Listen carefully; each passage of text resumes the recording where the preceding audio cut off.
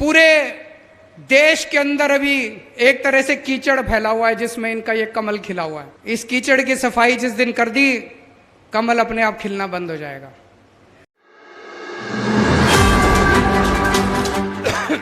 हर गांव में और हर वार्ड में 20-20 लोगों की कमेटी बन चुकी है। अगले 1 महीने के अंदर इन सारी कमेटियों की ट्रेनिंग होगी। गांव-गांव में बदलाव यात्रा निकलेगी, पूरे हरियाणा में बदलाव यात्रा निकलेगी और 1-1.25 महीने के बाद ये जो 20-20 लोगों की कमेटी बनी है, ये जितने ये भी पदाधिकारी हैं, इन सारे पदाधिकारियों की लगभग 1.25 लाख पदाधिकारियों की दिसंबर के महीने में शपथ ग्रहण करवाया जाएगा।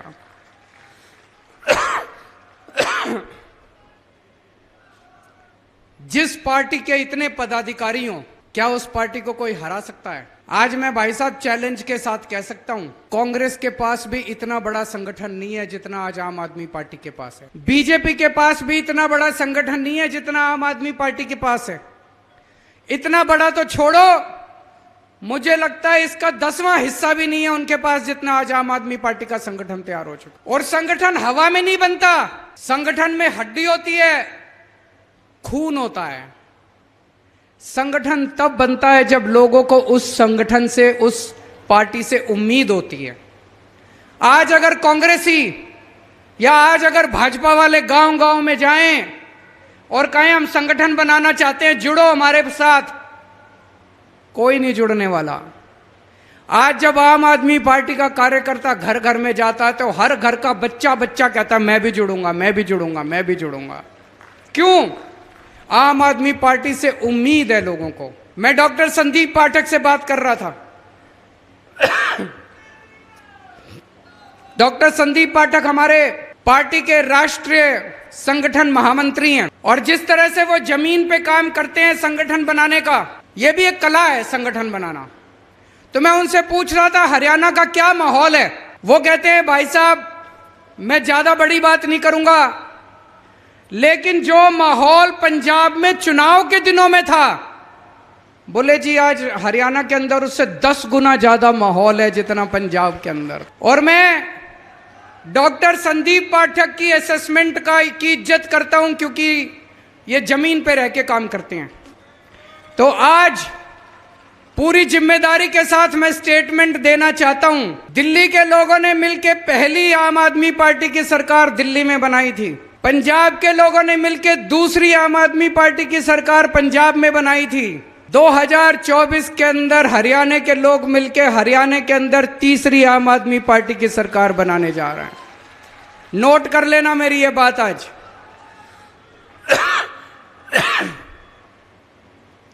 हमारी पार्टी छोटी सी पार्टी है, अभी बनी है, 11 साल हुए हैं। 11 साल कुछ भी नहीं होते। 11 साल तो भाई साहब कितने लोगों से मैं मिलता हूं, एक एमएलए बनने के अंदर चप्पल घिस जाती है, जूते घिस जाते हैं, पूरी जिंदगी बीत जाती है, तब बड़ी मुश्किल से कोई एमएलए बनता है। ये तो पुराने जमाने में, पुराने जन्म में कोई पुण्य किए होंगे हम लोगों ने कि 11 साल के अंदर इस देश के लोगों ने इतनी प्यार दिया, इतना विश्वास किया, इतनी मोहब्बत दी हम लोगों को। मात्र 11 साल में इस छोटी सी पार्टी की 2 राज्यों के अंदर सरकार बन गई। गुजरात में 5 एमएलए आ गए, गोवा में 2 एमएलए आ गए, राज्यसभा में 10 एमपी आ गए, लोकसभा में 1 एमपी आ गया और राष्ट्रीय पार्टी का दर्जा मिल गया। ये छोटी पार्टी नहीं, छोटी बात नहीं।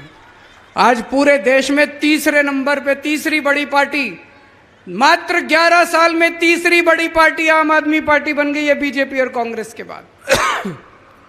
मोदी जी इसी बात से घबराते हैं। मोदी जी इसी बात से घबराते हैं कि जितनी स्पीड से आम आदमी पार्टी चल रही है, अगर ये इसी स्पीड से चलती रही तो एक दिन इन सारी दूसरी पार्टियों का सुपड़ा साफ कर देगी, जैसे दिल्ली और पंजाब में करा है। मोदी जी केजरीवाल से नहीं घबराते, आम आदमी पार्टी से नहीं घबराते, मोदी जी आप लोगों की ताकत से घबराते हैं, जनता की ताकत से घबराते हैं। जनता के अंदर जो उम्मीद पैदा की है आम आदमी पार्टी ने, आज तक 75 साल में अगर ये पार्टियां काम कर लेती आम आदमी पार्टी की क्या जरूरत थी? आप खुद सोच के देखो, दिल्ली में जब हम चुनाव लड़े, लोगों ने हमको क्यों वोट दिया? उसके पहले तो हमको कहीं मौका नहीं मिला था, हमने कोई काम नहीं करके दिखाया था, कुछ नहीं करा था। अन्ना आंदोलन हुआ था, अन्ना आंदोलन के बाद लोगों ने हमको वोट दे दिया। उसके पहले बीजेपी और कांग्रेस होती थी। अगर ये बीजेपी और कांग्रेस काम कर लेती, अच्छा काम कर लेती, तो दिल्ली में आम आदमी पार्टी को लोग क्यों वोट देते? पंजाब में अगर ये अकाली दल, बीजेपी और कांग्रेस वाले काम कर लेते, पंजाब में आम आदमी पार्टी को लोग क्यों वोट देते? हरियाणा में अगर बीजेपी और कांग्रेस वाले काम कर लेते, भाई साहब ये 11,000 लोग आज शपथ ग्रहण करने आए, ये उनके तंबू के नीचे बैठे होते, हमारे तंबू के नीचे नहीं बैठे होते। तो ये आप लोगों की ताकत से घबराते हैं, जो जनता के अंदर उम्मीद पैदा की आम आदमी पार्टी ने। आपके बच्चों की बात करते हैं हम, आपके परिवार की बात करते हैं, आपके दुख दर्द की बात करते हैं। आज हरियाणा जैसे चक्की होती है ना, चक्की के 2 पार्ट होते हैं, ऐसे ही इन 2 पार्टियों के पार्ट के अंदर हरियाणा पिस रहा है, बुरी तरह से पिस रहा है दोनों पार्टियों के बीच। एक पार्टी है हरियाणा में, वो कहती है हम जाटों की पार्टी हैं, सारे जाट जाट हमको वोट दो, हम जाटों का भला करेंगे। दूसरी पार्टी है, वो कहती है हम नॉन जाटों की पार्टी हैं, नॉन जाट हमको वोट दो, हम नॉन जाटों का भला करेंगे। भाई साहब हरियाणा की जनता ने दोनों को मौके दे के देख लिए। ना तो ये जाट वालों पार्टी ने जाटों का भला किया, और ना नॉन जाट वालों ने नॉन जाट का भला किया। अब आम आदमी पार्टी आई है, हम तो कह रहे हैं जी हम तो 36 बिरादरी की पार्टी है, हम तो सबकी पार्टी हैं, हम तो जाटों की भी पार्टी हैं, नॉन जाटों की भी पार्टी हैं। तुम्हारे बच्चों के लिए स्कूल बनवा देंगे, तुम्हारे बच्चों के लिए नौकरी का इंतजाम कर देंगे, तुम्हारे बच्चों का भविष्य बना देंगे, तुम्हारे घर में कोई बीमार होगा उसका फ्री में शानदार इलाज करा देंगे, अस्पताल बनाएंगे, सड़कें बनाएंगे, बिजली मुफ्त दे देंगे। अकेली पार्टी है जो आपकी बात करती है, आपके घर की, आपके परिवार की, आपके दुख दर्द की बात करती है। आज पूरे देश में मैं रोज देखता हूं बुरा हाल मचा पड़ा है, चारों तरफ भ्रष्टाचारी भ्रष्टाचार, गुंडागर्दी, लूटपाट। प्रधानमंत्री जी कहते हैं मैं भ्रष्टाचारियों के खिलाफ लड़ रहा हूं, भ्रष्टाचार के खिलाफ लड़ रहा हूं। मैं प्रधानमंत्री जी को कहना चाहता हूं, मोदी जी अगर आप भ्रष्टाचार के खिलाफ असल में लड़ रहे होते, सचमुच में लड़ रहे होते, सबसे पहले केजरीवाल आपको सपोर्ट करता, आपका समर्थन करता। मेरे को आम आदमी पार्टी से प्यार नहीं है, मैं देश के लिए आया हूं। यहां जितने लोग बैठे हैं ये कोई आम आदमी पार्टी के लिए नहीं आए, ये देश बदलने की उम्मीद लेके आए हैं सब लोग। हम सब लोग आम आदमी पार्टी वाले आपका समर्थन करते अगर आप वाकई भ्रष्टाचार के खिलाफ लड़ रहे होते। मोदी जी एक स्टेट में गए, जाके उन्होंने कुछ नेताओं के नाम लिए, बोले इन नेताओं ने 70,000 करोड़ का भ्रष्टाचार कर दिया, इन नेताओं ने 70,000 करोड़ का भ्रष्टाचार कर दिया, इनको मैं जेल में डालूंगा। भाई साहब 4 दिन के बाद उन नेताओं ने भारतीय जनता पार्टी ज्वाइन कर ली, मोदी जी ने उसको उप मुख्यमंत्री बना दिया। ये भ्रष्टाचार के खिलाफ लड़ाई है? ये तो नौटंकी है, ये तो भ्रष्टाचार के खिलाफ लड़ाई नहीं है। और ये एक बार हुआ तो सोच लेते, पूरे देश में रोज यही नौटंकी चल रही है। कभी इस राज्य में जाके कहते हैं कि यहां का मुख्यमंत्री चोर है, कभी उस राज्य में जाके कहते हैं यहां के नेता चोर है। 2 दिन में वो नेता भारतीय जनता पार्टी में चले जाते हैं और मोदी जी उनको कोई मंत्री बना देते हैं, कोई कुछ बना देते हैं, सब लोगों को पार्टी में शामिल कर लेते हैं। ये तो भ्रष्टाचार के खिलाफ लड़ाई नहीं है दोस्तों। आज पूरे देश में चर्चा हो रही है, कोई कितना भी बड़ा पापी हो, कोई कितना भी बड़ा अपराधी हो, किसी ने कोई भी पाप कर रखा हो, अपराध कर रखा हो, इनकी पार्टी में चले जाओ। मजाल किसी CBI, ED, income tax police वाले की हिम्मत हो जो छू दे उसको। आपका बेटा अगर किसानों को अपनी जीप के नीचे कुचल दे, इनकी पार्टी में चले जाओ, आपके ऊपर कोई कुछ नहीं होगा, आप खुलेआम घूम लेना। आप अगर लड़कियों को छेड़ के आते हो, आपका बेटा अगर लड़कियों के साथ गलत काम करके आ जाए, इनकी पार्टी में चले जाओ, पूरा संरक्षण मिलेगा। आज पूरे देश में चर्चा हो रही है, कितना ही बड़ा भ्रष्टाचार कर लो, कितना ही बड़ा डाका डाल लो, कितना ही बड़ा अपराध कर लो, इनकी पार्टी में चले जाओ, पूरा संरक्षण मिलेगा आपको। आज क्या माहौल है? भ्रष्टाचारी कौन है? भ्रष्टाचारी वो नहीं है जिसको ईडी ने पकड़ के जेल में डाल दिया। भ्रष्टाचारी वो है जो ईडी के डर से बीजेपी में चला गया। जिसको ईडी ने पकड़ के जेल में डाल दिया और जो अभी तक बीजेपी में नहीं गया, भाई साहब वो कट्टर ईमानदार है, ये समझ लेना। क्योंकि उसे पता है कि आज नहीं तो कल बाहर तो आ ही जाऊंगा। लेकिन जिसने बेईमानी कर रखी है, जिसने बेईमानी कर रखी है, उसको पता है अगर ईडी ने पकड़ लिया तो पूरी जिंदगी जेल जाना पड़ेगा। वो तुरंत उठ के बीजेपी में चला जाता है। तो एक चीज समझ लो, भ्रष्टाचारी कौन है और ईमानदार कौन है। जो आदमी ईडी के डर से बीजेपी में चला गया वो भ्रष्टाचारी है, और जो ईडी की रेड के बावजूद अगर ईडी ने गिरफ्तार कर लिया और बीजेपी में नहीं जा रहा, वो कट्टर ईमानदार है। पूरे देश में आज चर्चा हो रही है कि प्रधानमंत्री जी का एक दोस्त है। कहते हैं प्रधानमंत्री जी ये उस एक दोस्त के लिए ही काम करते हैं। पूरे देश में चर्चा है, मैं नहीं कह रहा, गली गली में, नुक्कड़ नुक्कड़ पे, चाय की दुकान पे, पान की दुकान पे यही चर्चा है कि प्रधानमंत्री जी एक ही आदमी के लिए काम करते हैं, एक ही दोस्त के लिए काम करते हैं। और आजकल तो चर्चा उल्टी होने लगी है कि असल में ये दोस्त ही देश चला रहा है, सारे निर्णय वो दोस्त ही ले रहा है, प्रधानमंत्री जी निर्णय नहीं ले रहे। जनता में चर्चा है, जनता में चर्चा है। लोग मेरे को आके बताते हैं कि जी दोस्त ही देश चला रहा है, कानून उस दोस्त के ऑफिस से बन के आते हैं और पास होते हैं, वो दोस्त ही निर्णय लेता है। और जब आप वोट डालने जाते हो, आप सोचते हो मैंने मोदी जी को वोट दिया, आपका वोट मोदी जी तक नहीं पहुंचता, आपका वोट मोदी जी के जरिए उनके दोस्त तक पहुंचता है, आपका वोट दोस्त के पास जाता है। जब आप वोट डालने जाओ तो ये समझ लेना, ये स्थिति बेहद खतरनाक है कि अगर कोई एक दोस्त देश चला रहा है तो ये स्थिति बड़ी खतरनाक है। ये लोग कह रहे हैं हम केजरीवाल को गिरफ्तार करेंगे। मैं उनको कहना चाहता हूं मेरे को तो गिरफ्तार कर लोगे, मेरी आवाज को कैसे दबाओगे, मेरी आवाज को कैसे रोकोगे? आप मुझे गिरफ्तार कर लो, मोदी जी मेरे को गोली मार दो, केजरीवाल मर जाएगा, लेकिन आपके नींद के अंदर भी आपको मेरी आवाज सुनाई देगी, आपके कानों में मेरी आवाज गूंजेगी। मरने के बाद भी मेरी आवाज आपको चैन से सोने नहीं देगी। मोदी जी, अंग्रेजों ने भी यही सोचा था। भगत सिंह अंग्रेजों के खिलाफ खूब बगावत किया करते थे। अंग्रेजों ने सोचा इसको जेल में डाल दो, उन्होंने भगत सिंह को जेल में डाल दिया। जैसे ही जेल में डाला, घर घर के अंदर भगत सिंह की आवाज पहुंच गई दोस्तों। फिर उन्होंने सोचा भगत सिंह को फांसी दे दो, भगत सिंह को फांसी दे दी। भगत सिंह के विचार और भगत सिंह की आवाज आज 100 साल के बाद भी इस देश के कोने कोने में गूंज रही है। मैं मोदी जी से पूछना चाहता हूं, मेरे को गिरफ्तार तो कर लोगे, मेरी आवाज को कैसे रोकोगे, मेरे विचारों को कैसे रोकोगे, मेरी सोच को कैसे रोकोगे? मैं उनको कहना चाहता हूं मेरे को फांसी तो दे दोगे, गोली तो मार दोगे। कहते मोदी जी के खिलाफ बहुत बोलते हो तुम, प्रधानमंत्री के खिलाफ बहुत बोलते हो तुम।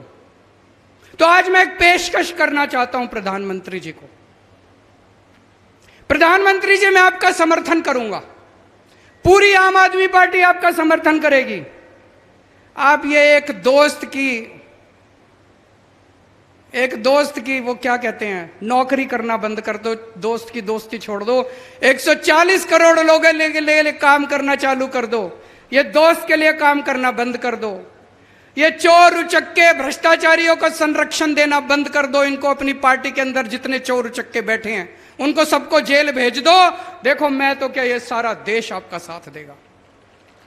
लेकिन अगर इस देश को कोई एक दोस्त चलाएगा, अगर इस देश के अंदर भ्रष्टाचारियों को, पापियों को, अपराधियों को संरक्षण दिया जाएगा, तो अपनी जान की परवाह किए बिना इस देश का एक एक बच्चा आपकी खिलाफत करेगा। आज इन्होंने क्या सिस्टम बना रखा है? इनका सिस्टम ये नहीं है कि भ्रष्टाचारियों को पकड़ना है, ये चुन चुन के देखते हैं कौन प्रधानमंत्री जी के खिलाफ बोल रहा है, लिस्ट बना लेते हैं। जो जो प्रधानमंत्री के खिलाफ बोलता है उसके खिलाफ कुछ ढूंढो, फिर सीबीआई को फोन जाता है इसके संजय सिंह के खिलाफ ढूंढो। संजय सिंह का क्या कसूर था? संजय सिंह का कसूर था कि संजय सिंह ने संसद के अंदर प्रधानमंत्री जी के खिलाफ आवाज उठाई थी। संजय सिंह के खिलाफ कुछ ढूंढो, इसके खिलाफ कुछ ढूंढो। अगर कुछ नहीं मिलता तो कहते हैं कुछ मारो, किसी को पीटो, इसके घर में सबूत डाल दो, फर्जी केस बना दो और पकड़ के उसको जेल में डाल दो। यह सिस्टम आज इन लोगों ने बना रखा है। ऐसे देश तरक्की नहीं कर सकता दोस्तों। आज ये शपथ लेने के बाद आप लोगों को घर घर जाना है, पूरे हरियाणा के अंदर एक एक घर में जाना है। डरना नहीं है, मन से डर निकाल देना। आप में से एक एक आदमी को भगत सिंह बनना है। ये कहते हैं हम केजरीवाल को गिरफ्तार कर लेंगे, ये इतने सारे जो सामने बैठे हैं सारे केजरीवाल है, किस किस को गिरफ्तार करोगे? हजारों लाखों के केजरीवाल है, किस किस को गिरफ्तार करोगे? आप सब लोग को केजरीवाल बनना है, डरना नहीं है, घबराना नहीं है। घर घर में जाना है और ये सारी बातें बतानी है कि किस तरह से देश को लूटा जा रहा है, किस तरह से पूरे देश को बर्बाद किया जा रहा है। जब आप किसी के घर में जाओगे, उनसे बात करोगे, तो हमारे देश के अंदर कुछ लोग हैं जिनको अंधभक्त कहा जाता है कि नहीं है? उनसे उलझना मत। दो कैटेगरी है, कोई भी आदमी या तो अंधभक्त है या देशभक्त है। अंधभक्त देशभक्त नहीं हो सकता और देशभक्त अंधभक्त नहीं हो सकता। अंधभक्तों से उलझना मत, वो टाइम खराब करते हैं, उन्होंने बदलना नहीं है, उनको देश से कोई लेना देना नहीं है, उनको भारत माता से कोई लेना देना नहीं है। कोई अगर ज्यादा उलझने की कोशिश करे, उनको नमस्कार करके आगे बढ़ जाना। देशभक्तों से बात करना बस। देशभक्त आपकी बात सुनेंगे, वो देश की तरक्की चाहते हैं, भारत की तरक्की चाहते हैं, भारत माता की तरक्की चाहते हैं। घर घर के अंदर जाना। आज सबसे बड़ी देशभक्ति का काम है केंद्र के अंदर बैठी भ्रष्ट भाजपा सरकार को हराना। जितने देश के अंदर देशभक्त है, सबको इकट्ठे होकर एक ही काम करना चाहिए, किसी भी तरह इस सरकार को हराना है। और जितनी युवा शक्ति है, सभी युवाओं को मैं कहना चाहता हूं कि आने वाला भारत, उसकी जिम्मेदारी आपको उठानी है और आपका भविष्य दांव पे लगा हुआ है। सभी युवाओं को मैं आज अपील करना चाहता हूं कि ज्यादा से ज्यादा संख्या में आम आदमी पार्टी के साथ जुड़ें, इस देशभक्त पार्टी के साथ जुड़ें, कट्टर ईमानदार पार्टी के साथ जुड़ें। चूंकि आज इतने सारे आम आदमी पार्टी के कार्यकर्ता आए हुए हैं, इतने सारे पदाधिकारी आए हुए हैं, मैं एक चीज और कहना चाहता हूं। आम आदमी पार्टी की विचारधारा 3 स्तंभों पे खड़ी है। 3 स्तंभ है हमारे। आम आदमी पार्टी में आके आपको केजरीवाल की भक्ति नहीं करनी, आपको किसी नेता की भक्ति नहीं करनी। हमारी पहला स्तंभ है, हमारी पहली विचारधारा है कट्टर देशभक्ति। कट्टर देशभक्ति। आपको भारत माता के लिए अपना तन मन धन परिवार, पहले फर्स्ट नेशन फर्स्ट, पहले देश, आपको उसके लिए तन मन धन कुर्बान करने के लिए तैयार रहना अगर जरूरत पड़े तो। दूसरी विचारधारा है कट्टर ईमानदारी। बेईमानी को हम गद्दारी का दर्जा देते हैं। अगर कोई बेईमानी करता है समाज के साथ, देश के साथ, कोई भी बेईमानी करता है, वो इसका मतलब देश के साथ गद्दारी कर रहा है। आपको ईमानदारी से रहना है। और तीसरा है इंसानियत। चाहे कोई किसी जात का हो, चाहे कोई किसी धर्म का हो, जरूरत पड़ने पे सबको एक दूसरे की मदद करनी है, किसी का दिल नहीं दुखाना। कोई बीमार हो, कोई कैसा भी हो, सबकी मदद करनी है, चाहे किसी जात का हो, किसी धर्म का हो, चाहे कोई हो, सबकी मदद करनी है एक दूसरे की। ये 3 विचारधाराएं हैं आम आदमी पार्टी की। इसको सब लोग साथ लेके जाना। पूरे देश के अंदर अभी एक तरह से कीचड़ फैला हुआ है जिसमें इनका ये कमल खिला हुआ है। इस कीचड़ की सफाई कैसे करोगे? झाड़ू से। इस कीचड़ की सफाई जिस दिन कर दी, कमल अपने आप खिलना बंद हो जाएगा।